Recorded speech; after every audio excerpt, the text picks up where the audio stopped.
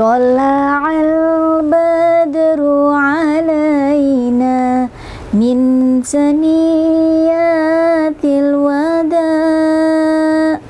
Wajah syukur alaina ada'adillahi da. Assalamualaikum warahmatullahi wabarakatuh. Halo teman-teman, halo guys semuanya. Semoga semuanya sehat ya Kak Nini. Iya, amin, alhamdulillah. Kak Nini dan juga Acil kembali hadir bersama kalian dalam kisah-kisah yang insya Allah penuh makna. Indonesia berkisah, Indonesia berkah. Amin. Nah, kali ini Kak Nini dan Acil akan berbagi kisah tentang hijrahnya Rasulullah Shallallahu Alaihi Wasallam.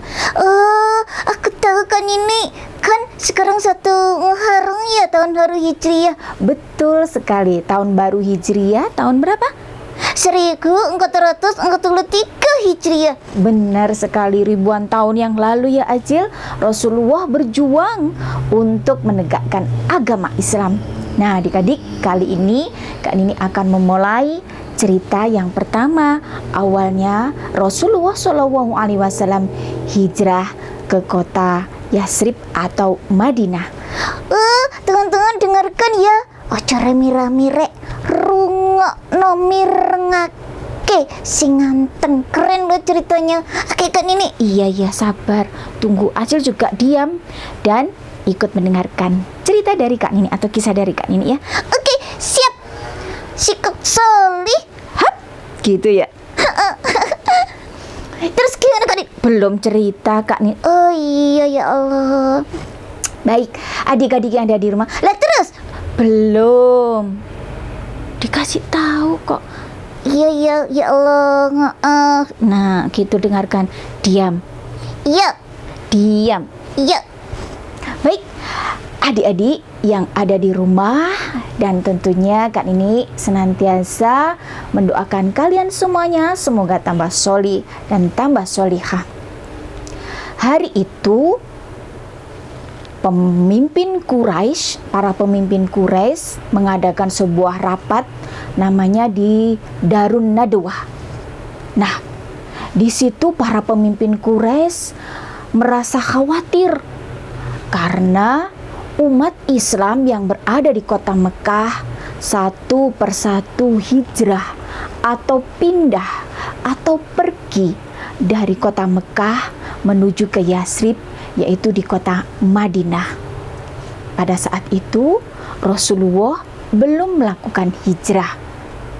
Rasulullah memerintahkan umat Islam yang berada dalam penekanan orang-orang Quraisy disiksa, dicaci, ditekan, bahkan sampai kelaparan dan lain sebagainya. Akhirnya Rasulullah merasa kasihan dan memerintahkan satu persatu untuk hijrah ke Madinah. Adik-adik, kalian tahu tidak?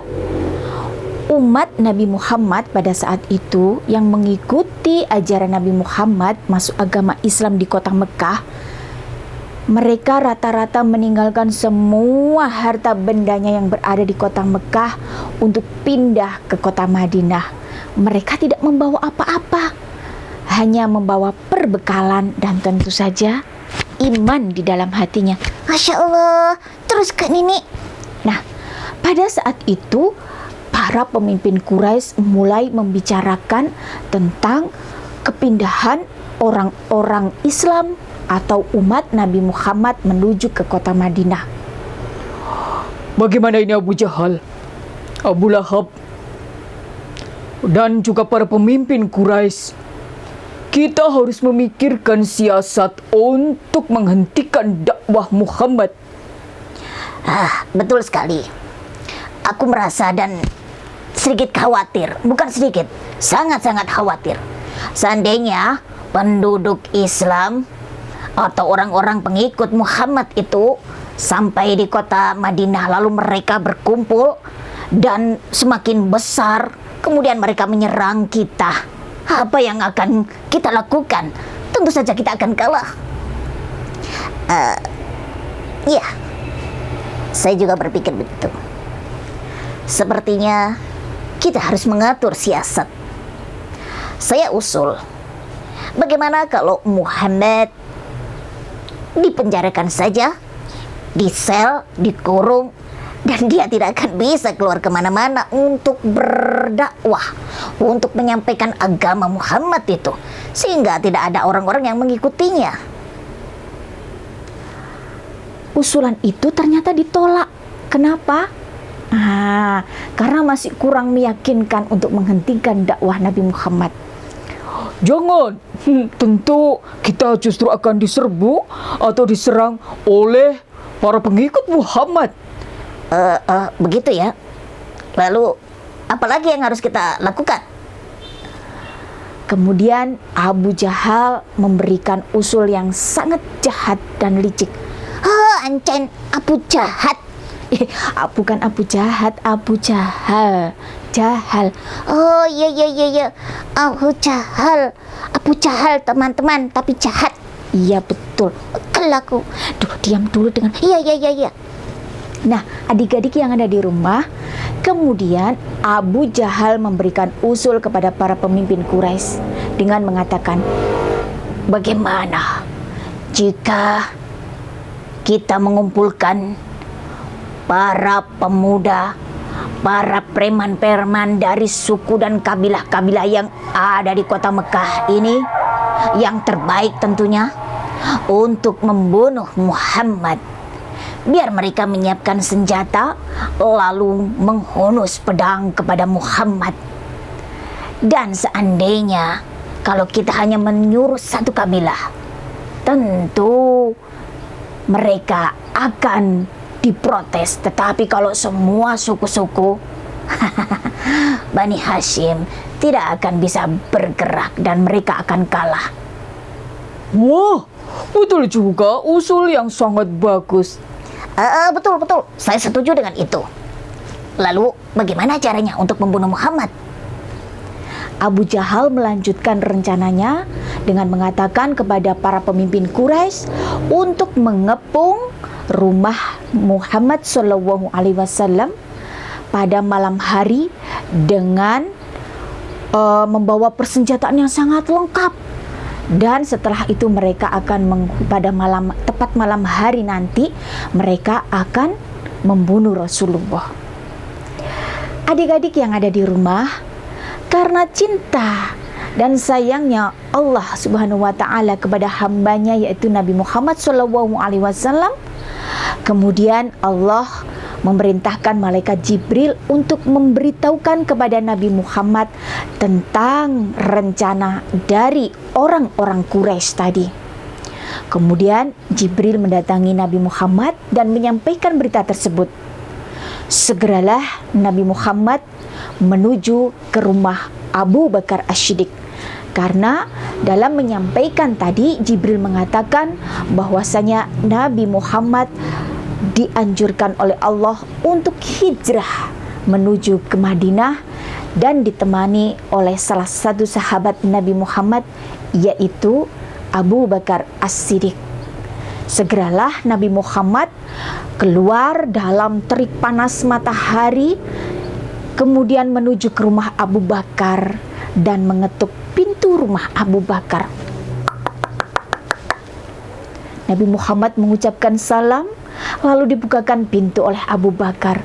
Betapa terkejut dan kagetnya Abu Bakar melihat orang yang dicintainya Nabi Muhammad SAW dalam keadaan terik panas yang begitu menyengat datang ke rumah Abu Bakar. Segeralah disuruh masuk. Nabi Muhammad lalu menyampaikan kepada Abu Bakar, atas perintah Allah mereka harus segera hijrah ke Madinah pada malam hari karena orang-orang Quraisy berencana untuk membunuh Nabi Muhammad Sallallahu Alaihi Wasallam. Terus gimana kan ini Abu Bakar? Abu Bakar merasa gembira. Lalu dia berkata kepada Nabi Muhammad, "Wahai Rasulullah, apakah benar aku yang diperintahkan oleh Allah untuk menemanimu hijrah ke Madinah?" Rasulullah mengangguk dan membenarkan apa yang disampaikan oleh Abu Bakar. Abu Bakar menitikkan air mata dan sangat terharu karena dia merasa menjadi orang pilihan yang siap untuk menemani Rasulullah SAW hijrah ke kota Madinah. Kemudian segeralah Abu Bakar menyiapkan segalanya. Abu Bakar memerintahkan kepada Abdullah, putranya yang laki-laki, untuk menyiapkan perbekalan bersama dengan adiknya Aisyah dan Asma binti Abu Bakar. Mereka menyiapkan perbekalan adik-adik yang ada di rumah. Abu Bakar As-Siddiq lalu menunjukkan 2 unta. Rasulullah pun memilih salah satunya dan diberi nama unta itu Al-Quswah. Nah, kemudian Rasulullah kembali pulang, dan sebelum pulang beliau menuju ke rumah Ali bin Abi Thalib dan menyampaikan rencana tersebut kepada Ali bin Abi Thalib. Rasulullah memerintahkan kepada Ali bin Abi Thalib untuk menyerahkan semua amanah-amanah yang ada pada dirinya dan dikembalikan lagi kepada umat Islam. Kemudian yang kedua, Rasulullah memerintahkan kepada Ali bin Abi Thalib untuk menggantikan atau tidur di tempat Rasulullah SAW, karena nanti tepat tengah malam Rasulullah bersama dengan Abu Bakar As-Siddiq akan hijrah, dan yang menggantikan di tempat tidur Nabi Muhammad adalah Ali bin Abi Thalib. Ya Allah, berani sekali Ali bin Abi Thalib. Betul sekali. Ali bin Abi Thalib merasa bangga dan bahagia dan siap tanpa menolak sedikit pun untuk menggantikan kedudukan Nabi Muhammad. Seandainya Acil disuruh menggantikan seperti itu gimana? Lah, aku yang deredakan ini. Lah kan nanti kalau terus dibunuh sama orang Quraisy. Nah, itulah bedanya Acil. Tapi Ali bin Abi Thalib tidak. Iya ya, keren, Masya Allah. Terus Abdullah juga ya, putra-putrinya Abu Bakar itu loh. Betul sekali, putra-putrinya Abu Bakar adalah seorang pemuda dan pemudi yang siap untuk berjuang membela Nabi Muhammad, tidak malas dan tetap tangguh dan semangat untuk berjuang. Adik-adik yang ada di rumah, kemudian tibalah malam datang. Apa yang terjadi? Para penduduk Quraisy yang sudah disiapkan oleh Abu Jahal, Abu Lahab, dan dari kaum wanita itu istrinya Abu Lahab. Acil tahu nggak? Tahu. Siapa coba? Itu siapa yang namanya? Tahu aku Kak Nini. Ayo, siapa namanya? Ummu Jamil. Oh iya, betul, Ummu Jamil. Itu istrinya Abu Lahab. Dia wanita yang sombong, angkuh, dan juga sangat jahat dalam memusuhi dakwah Nabi Muhammad. Pada malam hari, semua preman-preman dari masing-masing suku dan ketua suku di seluruh penduduk Quraisy bersiap. Jumlahnya sangat banyak. Berapa Kak Nini? Ada 100 orang mengepung rumah Nabi Muhammad. Bayangkan, 1 orang dikepung oleh 100 orang. Sepertinya tidak akan ada celah sedikit pun untuk bisa melepaskan dari kepungan itu. Seru ya. Lah, terus gimana Kak Nini? Tunggu dulu. Nabi Muhammad tidak gentar. Nabi Muhammad yakin karena Nabi Muhammad memiliki Sang Maha Pelindung. Siapa itu? Allah SWT. Betul sekali. Nah, pada malam hari mereka semuanya bersiap-siap. Ada yang bersembunyi di balik pintu depan Nabi Muhammad, di samping, di kanan, di kiri, di belakang. Bahkan ada yang meriwayatkan juga mereka ada yang naik pohon kurma untuk mengintai dan bersiap-siap pada malam hari untuk menyerbu rumah Nabi Muhammad Sallallahu Alaihi Wasallam. Malam itu mereka sudah berjaga-jaga. Jangan sampai kita ngantuk. Kita harus menjaga dan mengepung rumah Muhammad. Lihat pedangku. Mereka semuanya mempersiapkan pedang yang sangat tajam, siap untuk menghunus dan membunuh Rasulullah SAW, orang yang kita cintai. Betul sekali. Tidak akan bisa keluar dengan selamat itu Muhammad. Dan kita akan menang. Islam akan berhenti. Para pengikut akan takluk dan kembali menyembah berhala-berhala Tuhan kita. Betul sekali. Baiklah, aku akan bersembunyi di sini. Jangan tidur. Tidak. Celek ini gitu. Iya.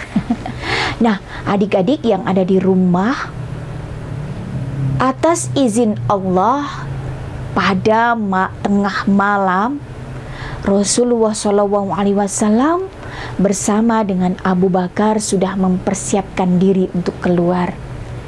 Rasulullah lalu membuka pintu perlahan-lahan. Kemudian dia menaburkan pasir di atas kepala para preman-preman atau orang-orang suku Quraisy yang menunggu bersiap untuk membunuhnya. Pasir kan ini? Iya, itu atas perintah Allah dan atas izin Allah. Kemudian mereka pun tertidur dengan lelap. Kapok yo. Aduh, ngeredek aku terus. Rasulullah SAW akhirnya keluar dengan aman atas perlindungan Allah Subhanahu wa Ta'ala. Beliau pun berjalan. Kemudian Abu Bakar As-Siddiq segera menyusul perjalanan Nabi Muhammad. Di tengah jalan mereka pun bertemu dan melanjutkan perjalanannya. Adik-adik yang ada di rumah yang dicintai oleh Allah, yang tentunya solih dan solihah semuanya. Di dalam rumah, kira-kira siapa tadi yang menggantikan kedudukan Rasulullah saat tidur di tempat tidurnya? Aku tahu, Ali bin Abi Thalib ya teman-teman.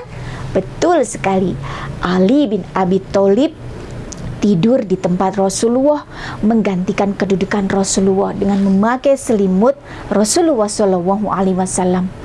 Hatinya berdegup dengan kencang. Bagaimana saat esok pagi orang-orang Quraisy akan mengetahui bahwa ternyata bukan Nabi Muhammad yang tidur di situ, tetapi dia yang tidur di situ, yaitu Ali bin Abi Thalib.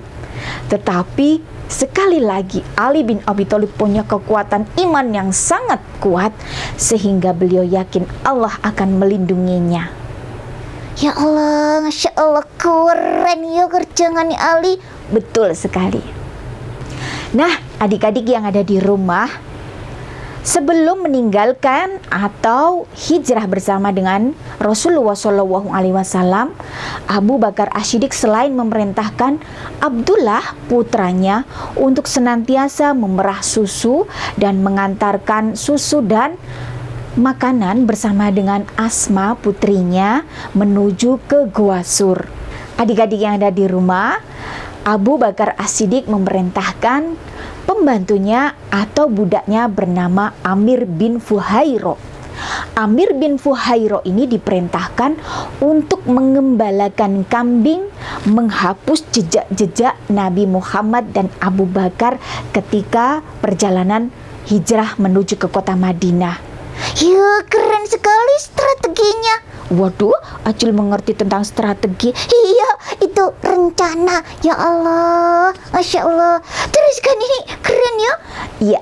Kemudian Nabi Muhammad bersama dengan Abu Bakar As-Siddiq sampailah di Gua Sur. Sedangkan di belakang Nabi Muhammad dan Abu Bakar As-Siddiq, Amir bin Fuhairo mengembalakan kambing pada pagi harinya itu ya adik-adik yang ada di rumah. Mengembalakan kambing untuk menghapus jejak dua unta, yaitu unta Rasulullah dan juga unta Abu Bakar As-Siddiq. Sehingga harapannya nanti para pemimpin Quraisy yang jahat-jahat tadi, preman-preman yang jahat-jahat tadi, orang-orang yang jahat tidak bisa mengikuti Nabi Muhammad atau tidak mengetahui jejak mereka. Jadi kan dihapus dengan, oh iya aku tahu, kambing-kambing kan jejaknya banyak. Iya, betul sekali. Nah, kemudian di hari pertama, kedua, dan berikutnya, Abdullah bersama dengan Asma yang mengantarkan susu serta makanan kepada Abu Bakar As-Siddiq dan Nabi Muhammad SAW. Mereka juga meminta petunjuk kepada seorang di kota Mekah, yaitu orang yang dipercaya oleh Abu Bakar As-Siddiq pada waktu itu masih musyrik tetapi masih bisa dipercaya untuk mencari jalan bagaimana biar sampai dengan cepat tanpa diketahui oleh orang-orang Quraisy menuju ke kota Madinah. Ya Allah, perjalanan yang sangat menakutkan ya. Kalau aku ngeri aku Kak Nini. Iya, tapi Nabi Muhammad dan Abu Bakar As-Siddiq sangat yakin bahwa Allah senantiasa melindunginya. Adik-adik yang ada di rumah, esok paginya apa yang terjadi? Iya, ketika pagi hari tiba-tiba datanglah seorang yang tidak dikenal. Orang itu sudah sangat tua, lalu membangunkan orang-orang Quraisy yang tertidur dan membentak mereka semuanya. Hei, bangun. Bangunlah kalian semuanya. Apakah kamu tidak tahu kalau Muhammad sudah pergi? Wah, mereka pada bingung. Apa yang terjadi? Apa yang terjadi? Wah, kita sudah pagi. Kenapa kita bisa tidur?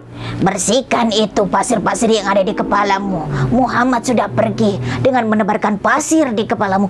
Oh, ya, benar sekali ada pasir di kepala kita. Wah, Muhammad ini tidak bisa. Aku harus mengejarnya. Mereka pun lalu masuk ke dalam rumah Nabi Muhammad SAW. Mereka sebelumnya tidak percaya kalau Muhammad sudah pergi. Mereka lalu menendang pintu rumah Nabi Muhammad. Tak, prak. Mereka masuk, kemudian dengan menghunuskan pedang. Hei, bangun kau! Sambil menarik selimut yang ada di tempat tidur Nabi Muhammad. Mereka siap untuk menghunuskan pedang ke tubuh orang yang tidur di tempat tidurnya Nabi Muhammad. Ada Ali tekan Ali, terus gimana Kak Nini? Iya, nah kemudian adik-adik yang ada di rumah saat mengetahui bahwasanya yang tidur di tempat Nabi Muhammad adalah sahabatnya yaitu Ali bin Abi Thalib, mereka terkejut dan merasa kecewa. Mereka pun sebenarnya bersiap untuk membunuh Ali bin Abi Thalib, tetapi dicegah. Kemudian mereka membawa Ali bin Abi Thalib menuju ke Ka'bah. Ali bin Abi Thalib kasihan aja. Kenapa Kak Nini? Dipukuli, disiksa, tetapi Ali bin Abi Thalib tetap bungkam dan mengatakan bahwasanya beliau tidak tahu kemana Nabi Muhammad itu pergi. Ya waduh, izin tanya ke danau yang hangat. Betul sekali, itulah perjuangan Ali bin Abi Thalib. Akhirnya Ali bin Abi Thalib pun dilepas. Mereka lalu melakukan pengejaran. Sudah, kita tidak usah memikirkan tentang Ali bin Abi Thalib dan lain sebagainya. Bagaimana kalau kita segera mengejar Muhammad? Pasti mereka belum sampai ke kota Madinah. Betul sekali. Mereka lalu melakukan pengejaran dan meminta salah satu orang yang pandai untuk membaca jejak. Tetapi orang itu tidak mampu membaca jejak. Maksudnya itu bekas-bekasnya jejaknya Nabi Muhammad gitu loh teman-teman. Betul sekali. Tetapi sudah terhapus oleh jejak-jejak pengembalanya, yaitu siapa tadi? Amir bin Fuhaira. Budaknya Abu Bakar As-Siddiq. Betul sekali. Sehingga mereka tidak bisa menemukan. Tetapi mereka akhirnya sampai di depan Gua Sur, tempat bersembunyinya Nabi Muhammad dan Abu Bakar. Adik-adik tahu tidak?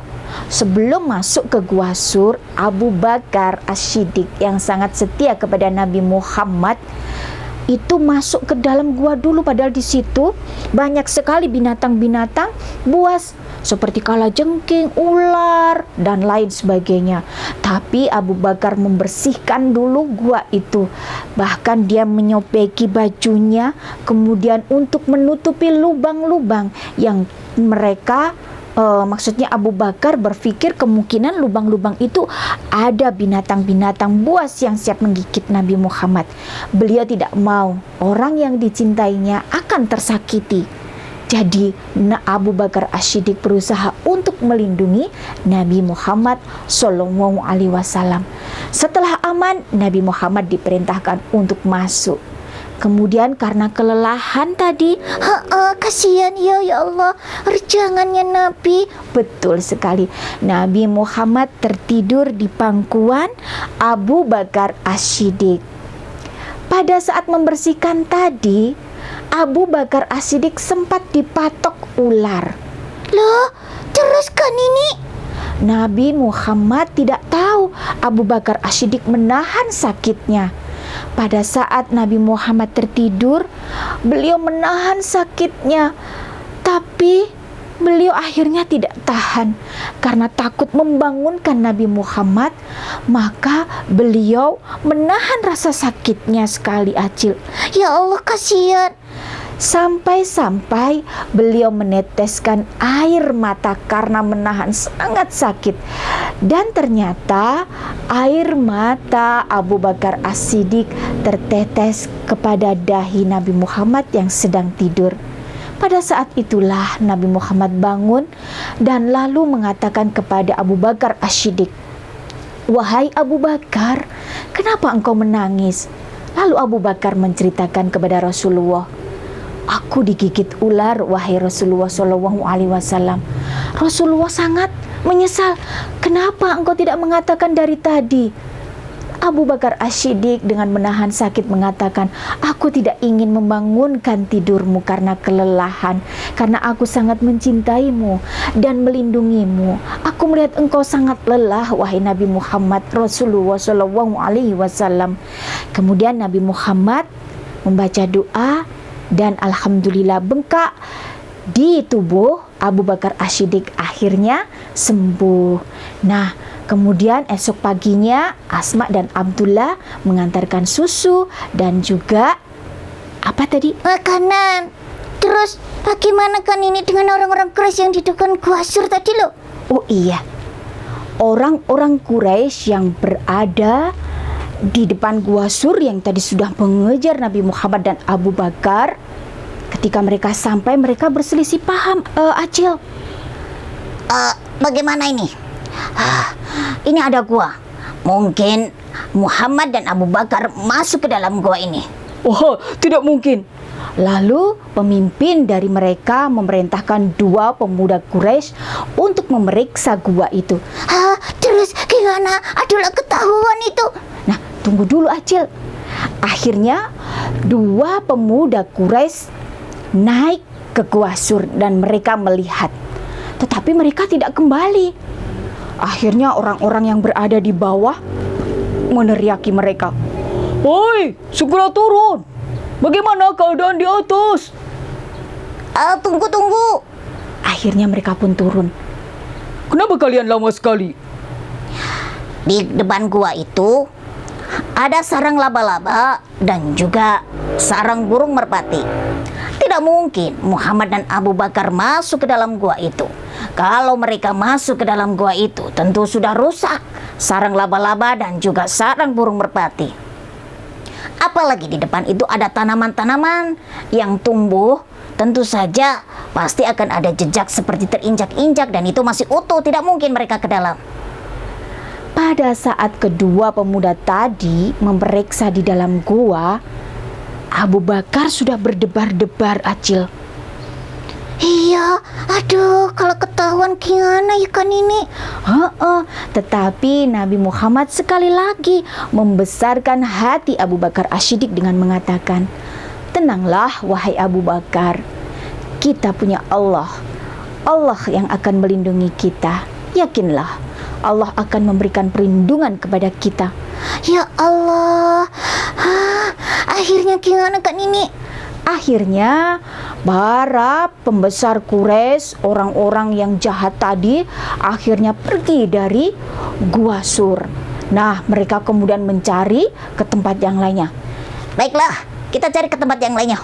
"Baik, kamu menuju ke arah sana dan kita menuju ke arah sana. Pokoknya jangan sampai Muhammad tidak ketemu. Kita harus menemukan Muhammad sebelum sampai ke kota Madinah. Ha, betul sekali. Ayo, maju. Hiya. Mereka naik kuda. Hiya, Muhammad, tunggu. Ha. Ayo kejar. Nah, mereka berusaha untuk mengejar Nabi Muhammad SAW. Akhirnya dengan petunjuk orang yang diperintahkan atau yang dipercaya oleh Abu Bakar, Nabi Muhammad SAW bersama dengan Abu Bakar melanjutkan perjalanan menuju ke arah lain yang berbeda dengan pengejaran orang-orang Quraisy. Tetapi di tengah jalan, Aduh, lagi kan ini. mereka berjumpa dengan salah satu preman yang sangat terkenal. Namanya adalah Acil, tahu nggak? Oh, tahu, Syurakah. Oh iya, betul, Surokoh. Akhirnya bertemu dengan Surokoh. Surokoh mengeluarkan pedangnya dan siap menghunus Nabi Muhammad SAW dan mengarahkan pedang itu kepada Rasulullah SAW. Lalu mengatakan kepada Nabi Muhammad, Muhammad, pedang ini terhunus kepadamu. Siapa yang akan melindungimu? Siapa yang akan menyelamatkanmu saat ini? Karena tidak ada siapa-siapa. Aku dan engkau saat ini. Dan pedang ini siap untuk menghunus lehermu. Terus, kan ini gimana? Nabi Muhammad lalu mengatakan kepada Surokoh, Allah lah yang menjadi pelindungku. Allah lah pelindung sebaik-baik bagiku. Pada saat menyebutkan kalimat Allah, tiba-tiba tangan Surokoh yang memegang pedang bergetar dan tiba-tiba pula pedang itu jatuh ke atas pasir. Segera dengan cepat Rasulullah SAW mengambil pedang itu dan berbalik menghunuskan pedang itu kepada Surokoh. Rasulullah mengatakan, wahai Surokoh, sekarang pedang ini ada di tanganku dan pedang ini menghunus ke badanmu. Siapa yang akan menjadi pelindungmu? Surokoh segera lututnya kemudian lemas dan dia tertunduk dan duduk di atas pasir lalu mengatakan kepada Nabi Muhammad, aku preman orang-orang Quraisy. Aku orang terkuat dan tidak ada pernah yang bisa mengalahkan aku. Tapi saat ini aku mengakui di hadapanmu dan aku bersyahadat kepadamu, wahai Muhammad sallallahu alaihi wasallam, asyhadu an la ilaha illallah wa asyhadu anna Muhammadar Rasulullah. Sejak saat itu Surokoh masuk ke dalam agama Islam. Dan kemudian Surokoh berjanji untuk senantiasa melindungi Nabi Muhammad sallallahu alaihi wasallam. Dan ketika orang-orang Quraisy berjumpa dengan Surokoh, Surokoh mengatakan dia berbohong. Oh, tapi berbohong yang untuk kebaikan ya kan ini ya? Iya, betul sekali. Ketika berjumpa dengan para pemimpin Quraisy yang mengejar Nabi Muhammad, Surokoh mengatakan, Muhammad lari ke arah sana.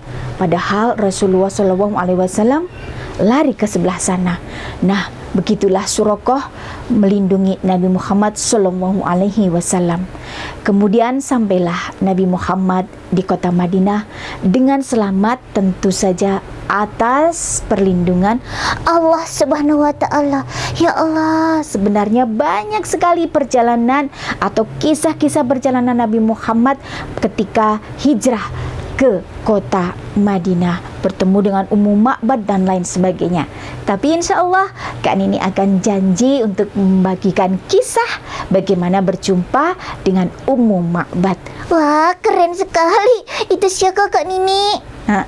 Wanita yang dijumpai oleh Rasulullah SAW di tengah perjalanan beliau ketika hijrah ke kota Madinah. Akhirnya penduduk kota Madinah menyambut kedatangan Nabi Muhammad Rasulullah SAW dengan melantunkan sebuah nasid, Tola'al badru alaina. Oh, kayaknya tadi Kak Nini kita nyanyi gitu ya? Iya, betul sekali. Nah, adik-adik yang soli dan solihah semuanya, dari cerita Kak Nini tadi, itulah awal perhitungan tahun Islam, yaitu ketika Rasulullah SAW hijrah ke kota Madinah. Dan pada tanggal 1 Muharram dijadikan sebagai tahun baru Islam Hijriyah. Nah, itulah kisahnya tentang hijrah Nabi Muhammad. Kita sebagai generasi Islam harus mencontoh dan meneladani semangat para pejuang seperti Ali bin Abi Thalib, terus siapa lagi? Abu Bakar As-Siddiq, dan juga kalau ikut Rasulullah ya Kak Nini, termasuk juga Rasulullah tentunya. Betul sekali, meneladani perjuangan beliau dengan gigih dan semangatnya harus kita contoh. Kalau dulu melawan orang-orang Quraisy, sekarang melawan apa, Acing? Ya, melawan apa ya Kak Nini? Kemalasan. Iya, betul. Kemalasan teman-teman. Terus apa lagi? Dan juga tentang itu yang suka main gadget, main game dan lain sebagainya. Kita harus berjuang melawan itu untuk menjadi anak-anak yang solih dan solihah, menjadi penghafal Quran, rajin ngaji, rajin ibadah dan lain sebagainya. Itu saja satu kisah dari Kak Nini. Nanti kita sambung lagi dengan kisah-kisah yang lainnya. Ya Allah, alhamdulillah. Teman-teman, semangat selalu ya. Aku yang salam ya Kak Nini. Boleh, silakan Acil salam dulu. Hai, teman-teman, ingat ya, kita harus mencontoh meneladani Rasulullah. Oke, Acil dan juga Kak Nini mengucapkan Assalamualaikum warahmatullahi wabarakatuh. Waalaikumsalam warahmatullahi wabarakatuh. Sampai jumpa. Salam cinta dari Kak Nini. Aku juga.